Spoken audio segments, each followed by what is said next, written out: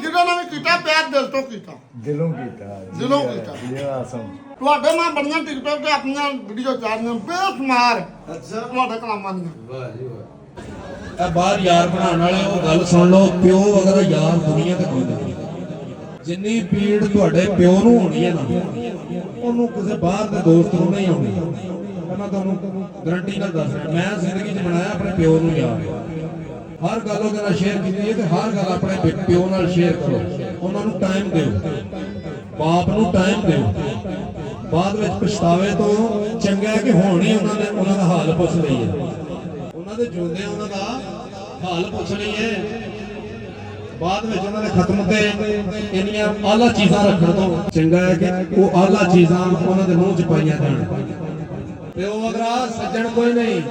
ਵੇਲੇ ਉਖੜੇ ਸਫੜੇ ਲੰਘ ਜਾਂਦੇ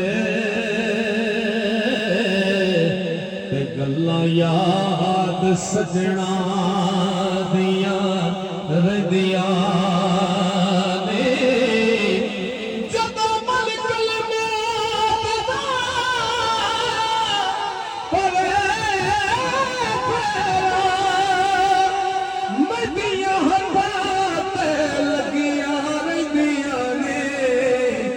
ਮੁਹੰਮਦ ਬੂਟਿਆ ਉਦੋਂ ਮਾਪੇ ਯਾਦ ਆਵੇ।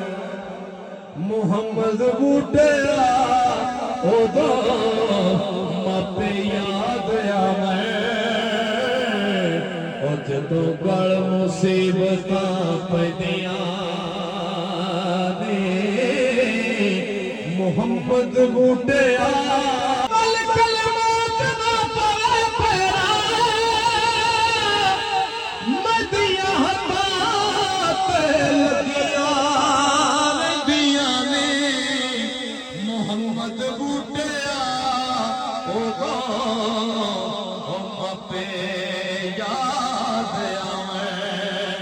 ਮੁਹੰਮਦ ਬੂਟਿਆ ਉਦੋਂ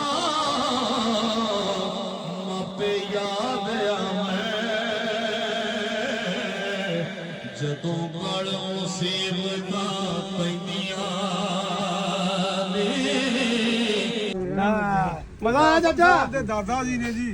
ਇਹ ਲਾਲੇ ਦੇ ਦਾਦਾ ਜੀ ਜੀ। ਆਸਮ ਨਾਲ ਲਾਲੇ ਆਸਮ ਨਾਲ ਪੱਕੀ ਯਾਰੀ ਆਹ ਕਰ ਖੈਰ ਹੋ ਗਈ ਜੀ, ਖੈਰ ਹੋ ਗਈ, ਖੈਰ ਹੋ ਗਈ। ਬਹੁਤ ਬੜੀ ਮਿਹਰਬਾਨੀ, ਸ਼ੁਕਰੀਆ।